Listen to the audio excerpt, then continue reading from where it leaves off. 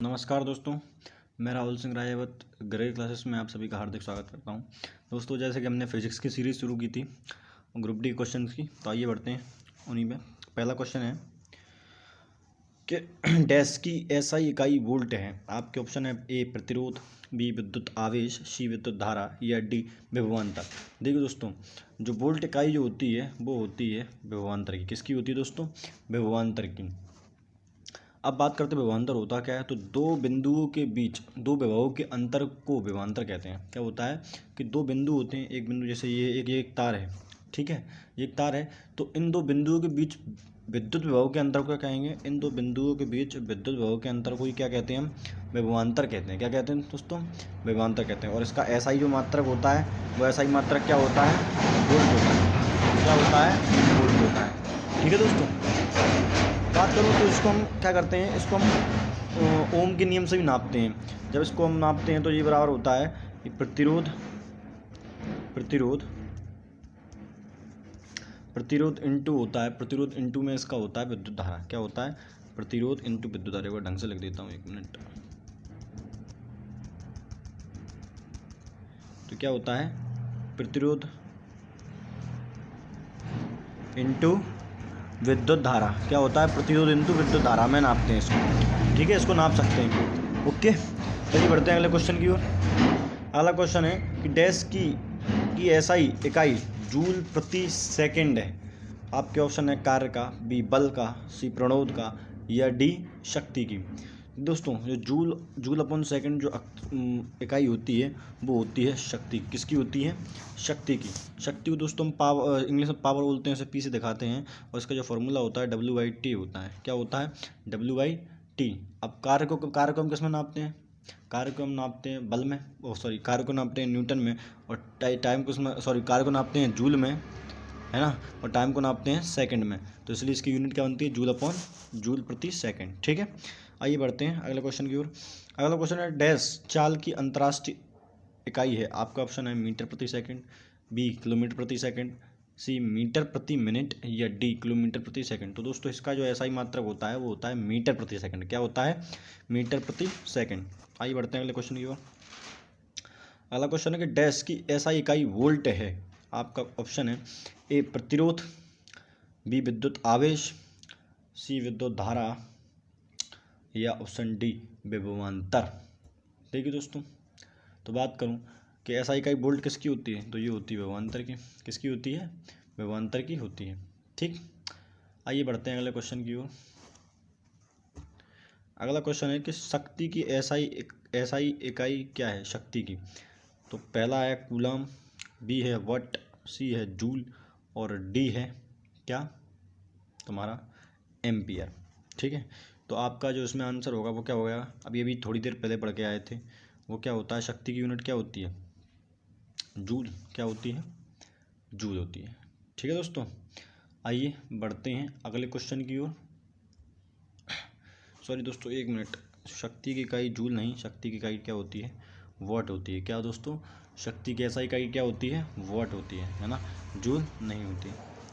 ठीक, आइए अब बढ़ते हैं अगले क्वेश्चन की ओर।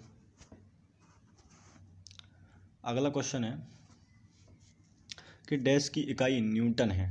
किस क्या है?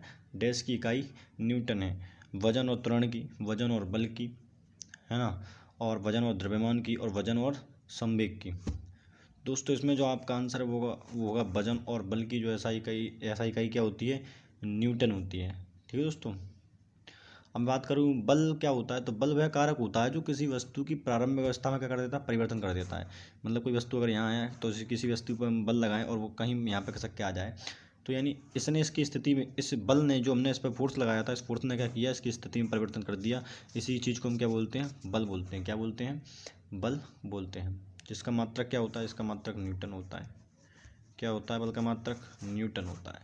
ठीक है, आइए बढ़ते हैं अगले क्वेश्चन की ओर। अगला क्वेश्चन है कि दाब की अंतर्राष्ट्रीय एसआई इकाई क्या है? दाब की अंतर्राष्ट्रीय एसआई इकाई क्या है? ओम, बी न्यूटन, सी डाइन या डी पास्कल। तो दोस्तों, इसकी जो अंतर्राष्ट्रीय इकाई होती है वो होती है पास्कल। क्या होती है? पास्कल। दाब को दोस्तों हम पी से दिखाते हैं और पी बराबर होता है एफ अपॉन ए। क्या होता है? पी अपॉन एफ अपॉन ए। एफ का मतलब होता है कि पृष्ठ के लंबवत बल, पृष्ठ के लंबवत बल मतलब किसी समतल पर जो परपेंडिकुलर जो बल लगता है उसे हम पृष्ठ के लंबवत बल बोलते हैं, और एक एरिया जिस एकांक क्षेत्रफल पर वो लग रहा हो। ठीक है दोस्तों, आइए बढ़ते हैं अगले क्वेश्चन की ओर। अगला क्वेश्चन है कि मीटर सेकंड इनवर्स निम्नलिखित में से किसकी एसआई इकाई है? आपका ऑप्शन है ए वेग, बी गति, सी बल या डी त्वरण। देखिए दोस्तों, इसकी जो आंसर होगा इसका दोस्तों आंसर होता है क्या? त्वरण। अब क्या त्वरण क्या होता है कि किसी वस्तु के वेग में परिवर्तन की दर को क्या कहते हैं? त्वरण कहते हैं। मतलब किसी वस्तु का जो वेग होता है उस वेग में जो परिवर्तन होता है उस परिवर्तन को ही हम क्या कहते हैं? त्वरण कहते हैं। त्वरण यानी इंग्लिश में हम इसको एक्सेलरेट बोलते हैं। क्या बोलते हैं? एक्सेलरेट। जब हम किसी गाड़ी से जाते हैं उसके जब एक्सेलरेट को बढ़ाते हैं तो उसकी गति में जो पहले से गति चल रही होती है उसमें परिवर्तन जो होता है उसी परिवर्तन को हम त्वरण के नाम से जानते हैं। किसके नाम से जानते हैं?